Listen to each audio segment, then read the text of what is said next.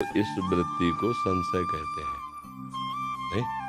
और इसका लक्षण होता है अविवेक, अज्ञान। अज्ञान के द्वारा संशय होता है और संशय का परिणाम अच्छा नहीं होता है। जो संसार की उन्नति है, जो संसार के कार्य है, ये कोई महत्वपूर्ण बात नहीं है।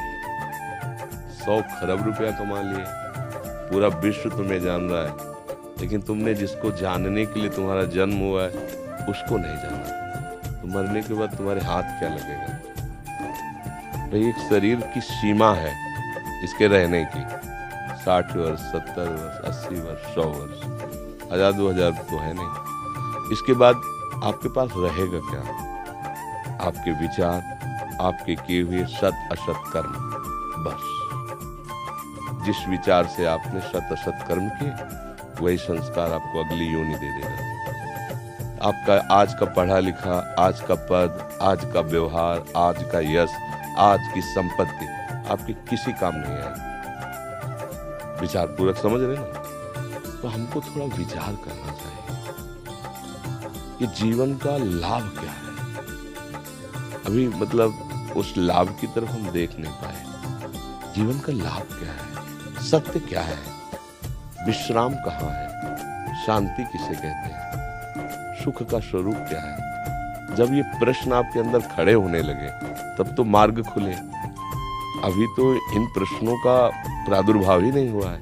जिसे मुमुक्षुता कहते हैं, वहां तक पहुंचने के लिए मुमुक्षुता अनिवार्य है। मैं जानना चाहता हूं ये सब है क्या? कब तक? एक सामने केवल मानी संख्या मृत्यु, सब आपको शून्य नजर आएगा, सब शून्य। अभी आपकी मृत्यु हो जाए, क्या पता? 100 वर्ष बाद हो, क्या पता? उसके बाद क्या होगा?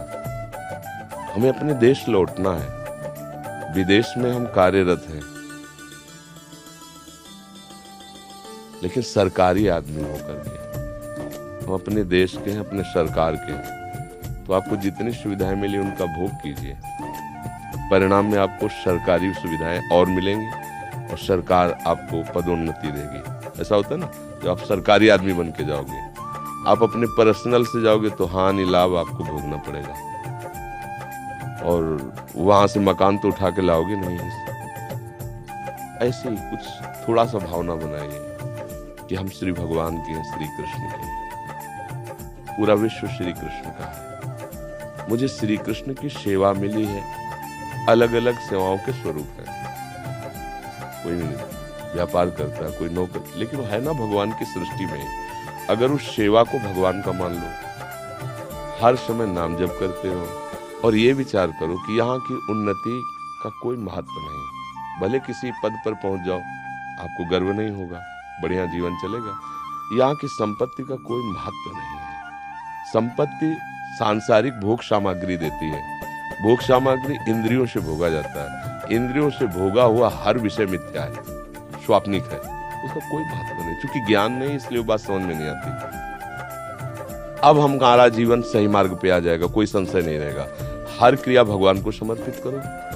पूरी सृष्टि श्री भगवान की है और मैं उनका एक सेवक हूँ। मुझे ये सेवा दी गई है। ईमानदारी से उस सेवा को भगवान की सेवा मान के करो और नाम जप करो। कुछ समय बाद आप, अगर जो हम कह रहे हैं इसे धारण करना, कुछ समय आप बाद देखना आपके अंदर संशय खत्म हो जाएगा।